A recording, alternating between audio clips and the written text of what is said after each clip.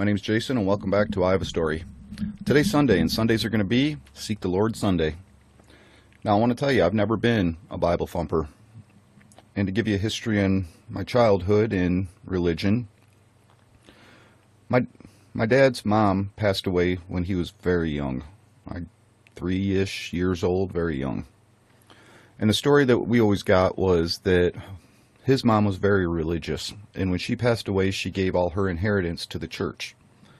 Now, the church, from my understanding, what I've been told, the pastors took all the money and took all of her tributes to the church and kept it for themselves. So there's one story I can understand why my dad was sour on religion. Now, as a man, I'll tell you, you don't just let and become a victim. I mean, this is what PTSD is, it not? To take bad situations and let it turn you sour because of it and not see the whole picture because of one isolated incident. That's not how we handle things. So as a kid, my dad always bad-talked religion and was against religion. And then I had grandparents who were religious on my mom's side. And I've talked about them, and I will be talking more about them more on my Life Mondays. But as a kid, I looked around me to the community around me and the people, at least in my neighborhood. And, you know, back in the 80s, you didn't have communication and ability to open up the world like we have today with the technology. So all I had was the people around me. And all the people around me that I saw that went to church, they had more mental illness and more mental problems than anybody that I met. Not that their life that I was aware of was detrimental to their mental health, but just because they were not able personally to be able to handle the world and handle life, and they were very lost people, I guess. I don't know exactly how to put it nicely in terms. They were people who really struggled in life with just everyday, simple life. And this was back in the 80s when things weren't like as confusing as they are today. So I really struggled looking around and finding where religion fit in my life and to understand it, or any desire at all to even want to be involved in religion. Now, I did go to Bible school when I was a kid, and I want to say roughly, give or take, maybe I was around 10 years old, give or take. I got thrown out of Bible school, and I got thrown out for 2 reasons. One, they put me down and shunned me because I didn't know how to read a Bible. Well, I thought that's why I was there as a child. I thought that's what Bible school was to teach you to read the Bible. Apparently I was wrong there again too. So they looked down upon me and shunned me and treated me like an outsider because all the rest of the kids already knew how to read the Bible and I didn't. And then I had a girl in there that was literally like twice my age. Not twice my age, she wasn't 20, but she was much older and much bigger than me. And she used to chase me around trying to kiss me. And I would run from her going, "No, stop, I don't even know who you are. Why are you trying to kiss me?" But I got thrown out of Bible school. I'll tell you, people, when I tell you my Life Mondays that it's just been nothing but one severe saga after another through my entire lifetime, it doesn't... Part of where tomorrow my video is going to explain more about my mental health, I guess, if you want to call it.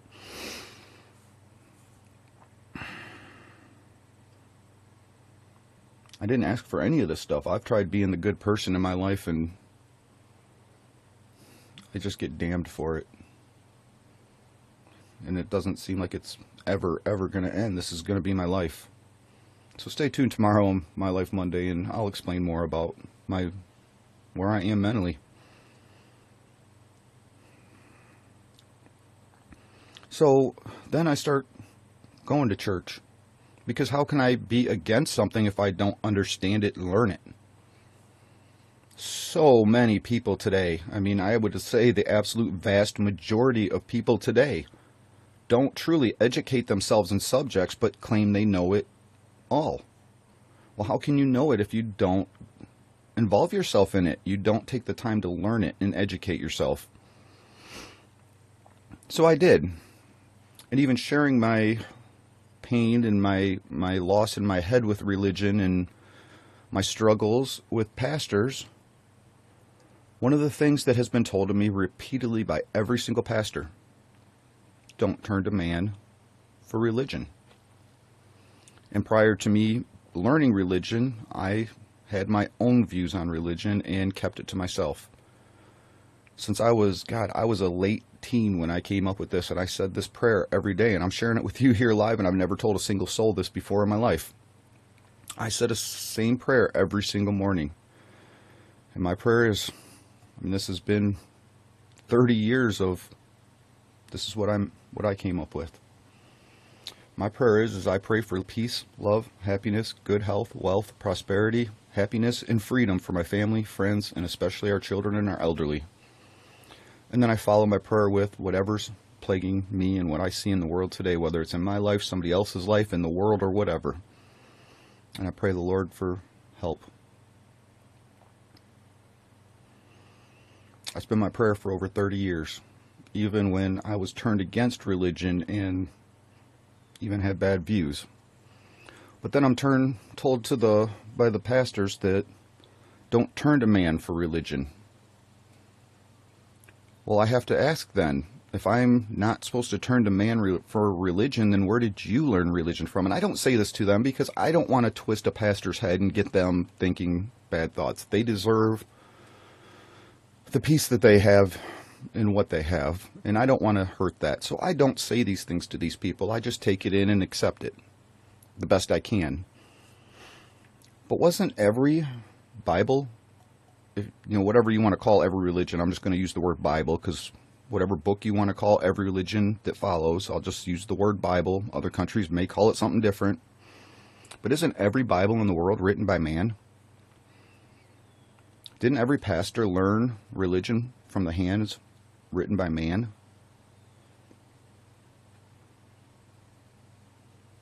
So, in my view, if I'm not supposed to turn to man for religion, then how am I supposed to turn to the Bible? Because the Bible was written by a man. Many men, over many, many years.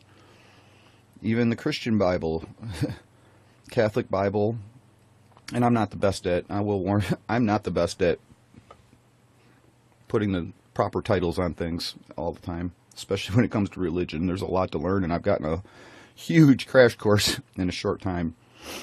So it's kind of where my mind struggles, and I'll tell people now, my brain focuses on the subject and not always the words coming out of my mouth to present the subject. That shouldn't be the focus. The focus should be on the subject. Again, my video about words. I don't know if I aired that video yet or not, to tell you the truth. I've made so many videos I haven't aired.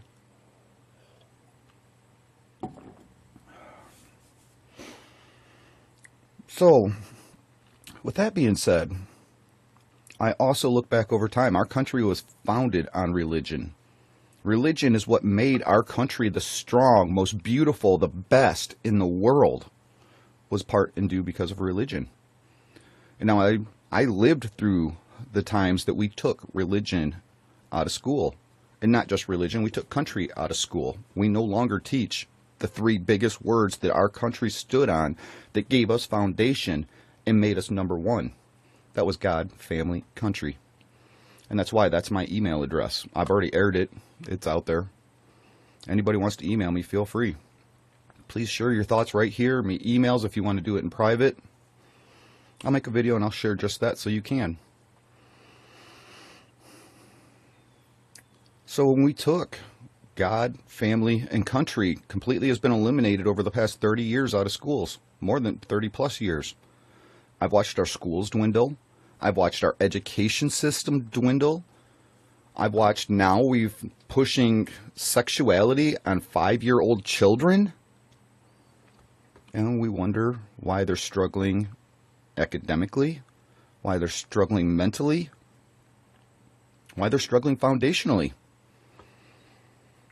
Because we took all the foundation out from underneath them, and then we threw in a mix of chaos. Now, I'll tell you, going to church now, and when I started going to church as an elder adult, if you want to call late 30s, I was in my late 30s when I started going to school, or going to college, going to church. There's my brain twisting and not getting the words out right. But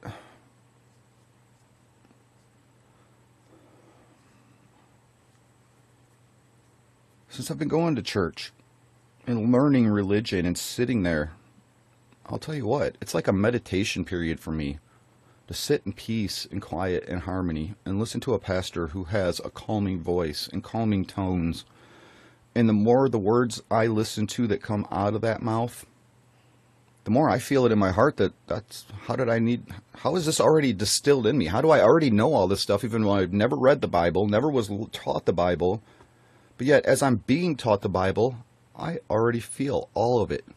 I already knew all of it. I just didn't know the stories behind it. There is how you find a religion and stick to it, people. Find one that touches your heart. Don't find one that makes, and it's again a big problem I have with religion. We've twisted a religion around, and I'm going to be sharing more about this because, again, I try to keep these videos short. I'm going to be sharing a lot more about what has happened in religion that is going to totally blow your mind. I mean, it just totally blew my mind, and several other people who have viewed this, it has totally blown their mind. What has happened in religion on the sides that does not get talked about and you probably have never seen.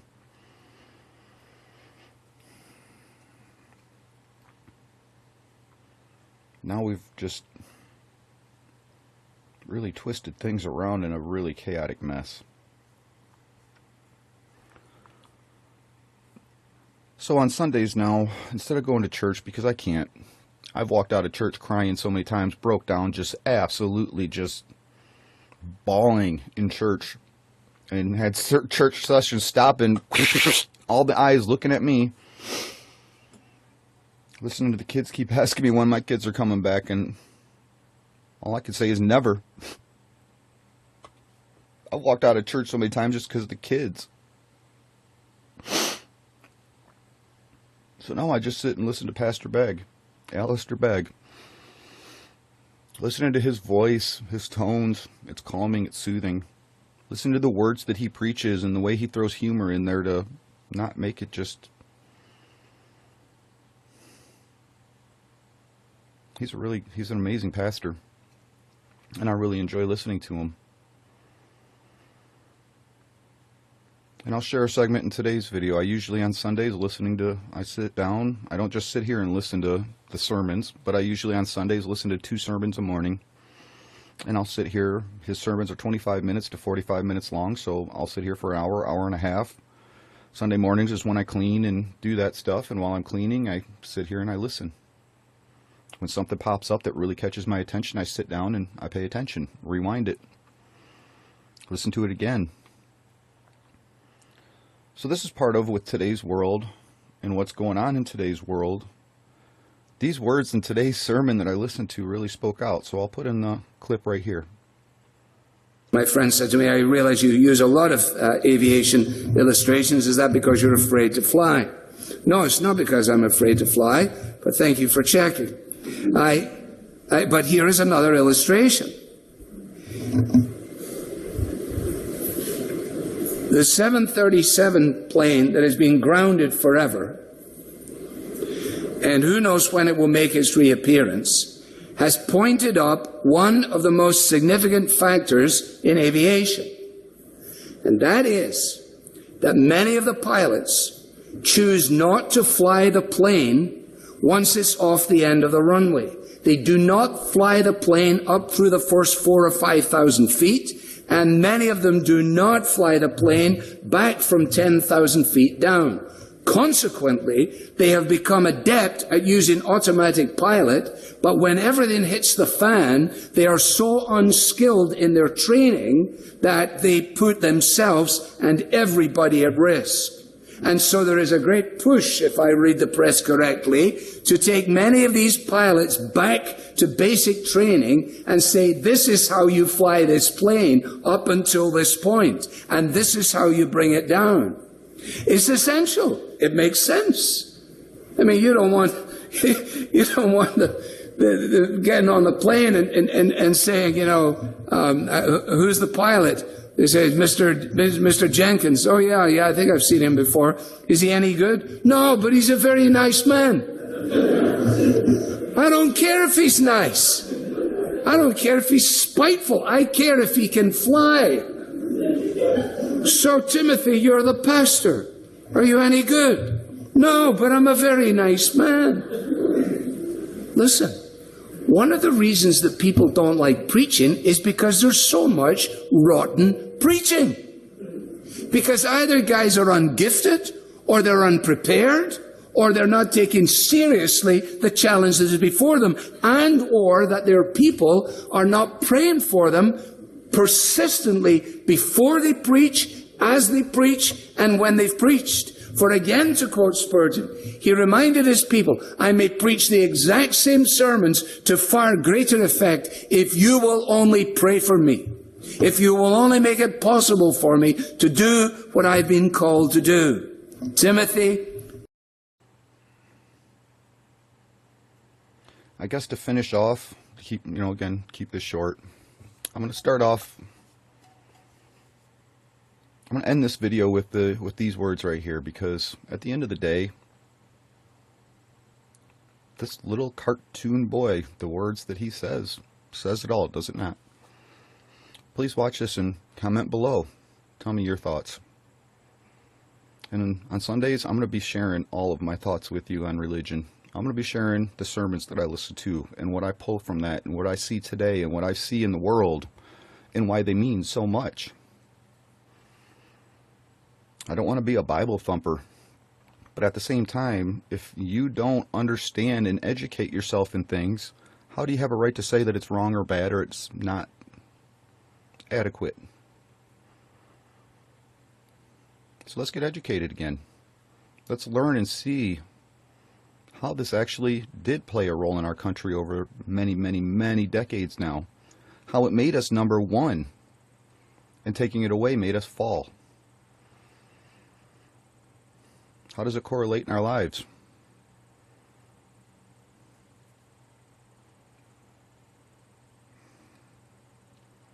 How can we use it to make our world a better place again? Overall, that's what I want, because I have kids. I die tomorrow, and I just very well may. I've lived a life that has been so amazing and tremendous that you can line up a mile of people that'll never even combine touch what I've seen. I may not have 80 years behind me, but I'm at almost 50, and I've lived in almost 50 years what so many people would never live in hundreds. So I'm here to share it all. I'm here to see how religion has been made us great, and then once we took it away, made us fall. The things that I've learned has really opened my eyes, and even I went through biblical counseling and had sessions with a biblical counselor, and the things that I learned really opened my eyes to what I see today. I understand now the importance and why those things were in place. So I want to share those with you. And again, I want feedback, people. Talk. Let's talk. I hope one day to be having a lot of live conversations with people and open up group conversations where we can all accumulatively share thoughts and ideas. That's part of bringing in the very first steps of bringing people back together again. We've done so many little things that have pulled us apart. Let's start doing the little things to bring us back together again. So I'm going to close here with that, and I ask you, please join along on Sundays. Please help me seek the Lord and the reasons we need to, how important it really actually is. And I'm going to sit here today before you and tell you, I don't know what to believe in religion. Do I know the Lord exists? No, I don't. Do I know what Lord exists? No, because we've made so many now that how can you? Me, I don't put a title other than that we just have to have a word to symbolize something, right? So I call him Lord. I call him God. I don't call him Jesus Christ. I don't call him a cat, a dog. I don't call him a cow. I just call him the Lord. It could be a him. It could be an entity that is non-binary as far as I know. even though I don't believe in non-binary. But at the end of the day, too, I also don't know what to believe all the way around with religion. Religion is in part teaching morals and values. People want to put that in the terms of it's to control the population. No, it's to give us a foundation to walk on. Yes, way back in the day, I've talked about with Newton and how the church and the king put him in jail for coming up and proving wonderful ideas. I understand that at times it probably was, and was, in my view, used as control. But at the end of the day, we need something to hold on to. We need a foundation to walk on, and that's what the Bible was. And it's what it should be today.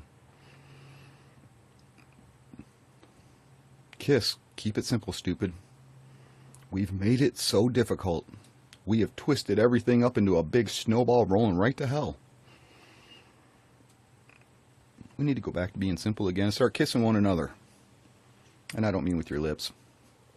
I mean keeping it simple.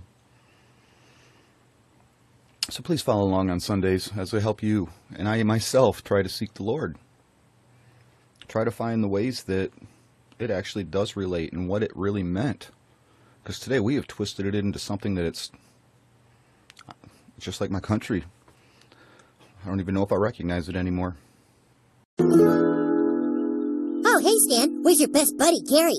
I'm not hanging around that kid anymore. Oh no, you guys broke up?